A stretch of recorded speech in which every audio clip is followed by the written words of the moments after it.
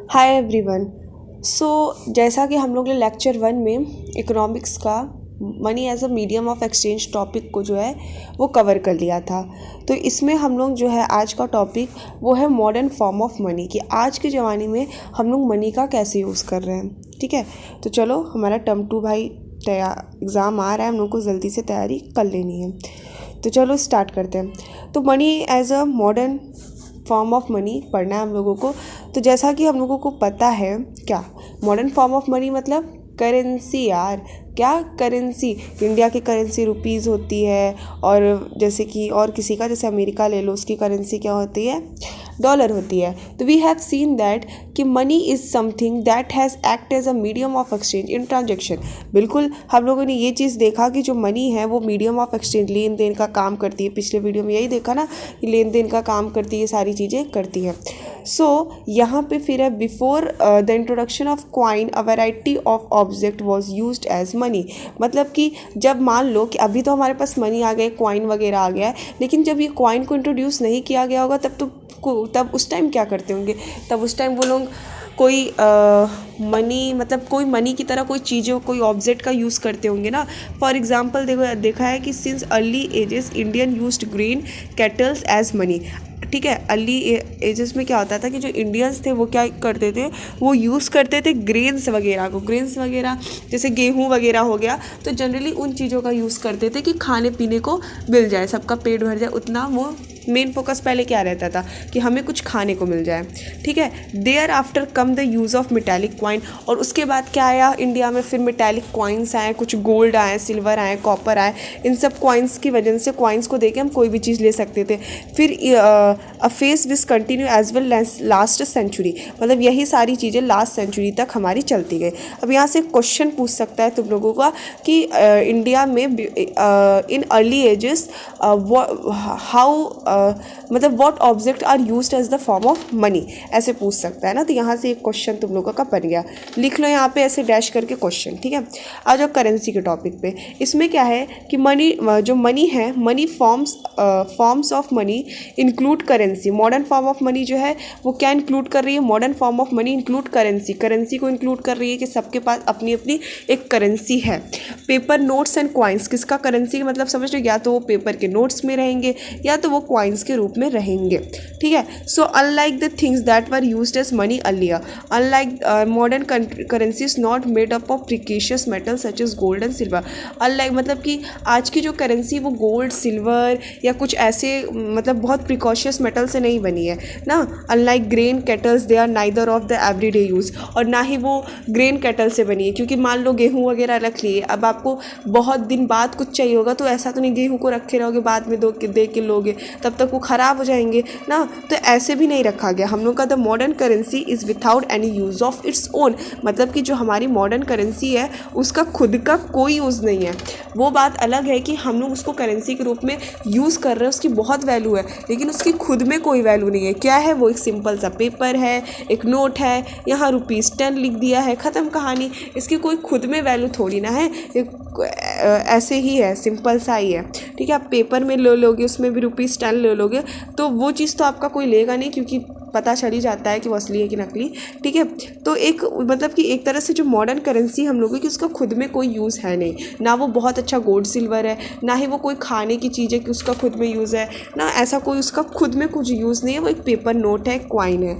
ठीक है, उसके बाद क्या है, then why it is accepted at the medium of exchange. अब भाई जब उसका खुद में कोई यूज़ नहीं है, तो हम उसको मीडियम ऑफ एक्सचेंज की तरह क्यों यूज़ कर रहे हैं? क्यों हम उसको मतलब हम उसका यूज़ क्यों कर रहे हैं कि तुम ये मनी लो, हम उसका यूज़ करें? क्यों कर रहे हैं? Because it is accepted at a medium of exchange, because the currency is authorised by the government of the country. क्योंकि हर गवर्नमेंट अपने अपने कंट्री में करेंसी को अनाउंस कर दिया है, और सबको वो चीज़ को फॉलो करना है। तो इसलिए क्या क्वेश्चन बन गया कि why it is accepted at the, मतलब कि the modern currencies without any use of its own. So why it is accepted as the medium of exchange. It is accepted as the medium of exchange because the currency is authorized by the government of the country. क्योंकि जो currency है वो government of country से authorized, हर एक government अपनी अपनी currency को ऑथराइज्ड कर दिया है. ठीक है, अब इंडिया की बात करते हैं. इंडिया में क्या है भाई, इंडिया में रह रहे हैं तो इंडिया के बारे में थोड़ा सा अलग से पढ़ेंगे कि in India Reserve Bank of India issues currency notes of behalf of the central government. कि Reserve Bank of India RBI जो इंडिया में है, जो RBI जो है वो क्या कर रहा है कि इशूड कर रहा है करेंसी नोट्स को behalf of the central government पे. And as per Indian law के अकॉर्डिंग क्या है कि नो अदर इंडिविजुअल और organisation is allowed to issue the currency. कोई भी इंडिविजुअल या कोई भी ऑर्गेनाइजेशन को अलाउ नहीं है कि वो करेंसी को ना दे या करेंसी के बदले कुछ और, मतलब करेंसी दे के ना कुछ और करके ले रहा है, करेंसी को एक्सेप्ट नहीं कर रहा है, ऐसा अलाउ नहीं किया गया है. ठीक है, so moreover the law legalises the use of rupee as medium of payment. Moreover जो लॉ है वो ये है कि the use of money as the medium of payment that can not be refuse to setting the transaction in India. मतलब कि अगर इसको ट्रांजेक्शन मनी को एक फॉर्म दिया गया है यूज़ का तो इसको इंडिया में कोई हटा नहीं सकता, इसको सबको मानना पड़ेगा. ठीक है, no individuals in India can legally refuse the payment made in rupees. कोई भी इंडिविजुअल, कोई भी आदमी इसको मतलब रिफ्यूज़ नहीं कर सकता है कि वो रुपीज़ में पेमेंट नहीं देगा. ठीक है, hence the rupees widely accepted as the medium of exchange. और इसीलिए जो रुपीज़ है वो वीडली एक्सेप्टेड कर लिया गया है मीडियम ऑफ एक्सचेंज से. अब यहाँ पे तुम लोगों को मैं दो बहुत इंपॉर्टेंट चीज़ बताने वाली हूँ. क्या इंपॉर्टेंट कि देखो तुम लोग का क्वेश्चन, तुम लोग आंसर क्वेश्चंस कैसे गलत करोगे. एक तो यहाँ पे एक पूछा है कि why money is accepted as the medium of exchange ना, तो आप यहाँ पे इंडिविजुअली कोई कंट्री का नाम नहीं लिया गया है. यहाँ से आपसे डायरेक्टली पूछा है कि हम लोग मनी को क्यों यूज़ कर रहे हैं मीडियम ऑफ एक्सचेंज के लिए. ठीक है, तो आप डायरेक्टली लिखोगे कि it is accepted eight medium of exchange because the currency is authorised by the government of the country. क्योंकि उसकी करेंसी जो है वो गवर्नमेंट ऑफ कंट्री ऑथराइज्ड कर दी है. सिंपल सी चीज़. लेकिन अगर आपसे क्वेश्चन में पूछ रहा है कि why the rupees is widely accepted as the medium of exchange, कि रुपीज़ को हम लोग मीडियम ऑफ एक्सचेंज की तरह क्यों यूज़ कर रहे हैं. ध्यान देना, अगर रुपीज़ वर्ड आ गया तो मतलब इंडिया की बात चल रही है, क्योंकि इंडिया में ही हमारा जो मनी है, जो करेंसी है वो रुपीज़ में है. तब आपको आंसर लिखना पड़ेगा कि no individuals in India can legally refuse the payment made in rupees. क्योंकि कोई भी इंडिया में इसको रिफ्यूज़ नहीं कर सकता है, इसीलिए रुपीज़ को एक्सेप्ट किया गया है मीडियम ऑफ एक्सचेंज की तरह. तो क्वेश्चन पे ध्यान देना कि अगर रुपीज़ के फॉर्म में पूछेगा कि why is rupees is widely accepted in medium of exchange, तो आपको लिखना पड़ेगा कि no individuals in India can legally refuse the payment made in rupees. लेकिन अगर आपसे डायरेक्टली बस पूछ लेगा कि why money is accepted at a medium of exchange, तब आप लिख दोगे क्योंकि हर गवर्नमेंट जो है अपनी अपनी करेंसी को ऑथराइज्ड किया है. ठीक है, ये दो क्वेश्चन पे बहुत ध्यान देना.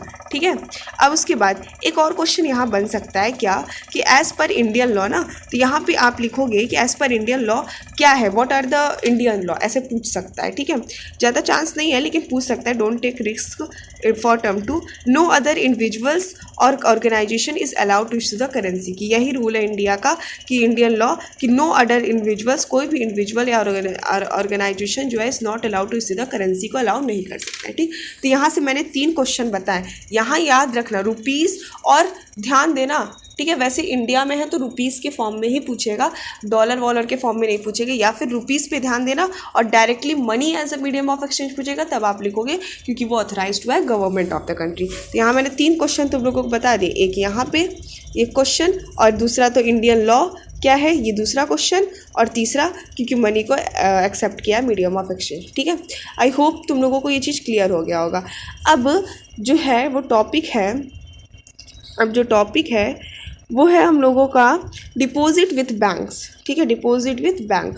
तो ये जो टॉपिक है वो हम लोग नेक्स्ट लेक्चर में पढ़ेंगे, क्योंकि लेक्चर बहुत बड़ा नहीं होना चाहिए, थोड़ा थोड़ा शॉर्ट लेक्चर रहेगा, अच्छे से समझेंगे, मज़े से पढ़ेंगे. ठीक है, तो डिपॉजिट विथ बैंक की मनी को हम लोग बैंक के रूप में भी डिपॉजिट कर सकते हैं, कैसे कर सकते हैं. ठीक है, इसमें बस इतना हम लोगों को सीखने को मिला, क्या चीज़ कि मनी को हम लोग मीडियम ऑफ एक्सचेंज क्यों यूज़ करते हैं, हम लोग मनी का यूज़ क्यों करते हैं, कोई और ऑब्जेक्ट का क्यों यूज़ नहीं करते। समझ में आ गया क्यों नहीं करते, क्योंकि मनी एक ऐसी चीज़ है जिसमें खुद की कोई वैल्यू नहीं, हम उसको कितने दिनों तक भी रख सकते हैं, उसको कुछ भी कर सकते हैं, मतलब कोई रिस्क नहीं, ठीक है, उसकी खुद में कोई वैल्यू नहीं, ठीक है। तो हमारा अगला टॉपिक रहेगा डिपॉजिट विद बैंक्स। क्वेश्चंस कहाँ से बन रहे हैं सब बताते जा रही हूँ, वहाँ अंडरलाइन करके क्वेश्चंस लिखते चलो, इंपॉर्टेंट लिखते चलो, ठीक है, ताकि दोबारा बुक उठाओ तो पूरा ना पढ़ना पड़े, ठीक है। तो next topic deposit with banks रहेगा। वीडियो अच्छा लगा हो तो लाइक सब्सक्राइब कर देना and all the best for term 2 exams. Thank you.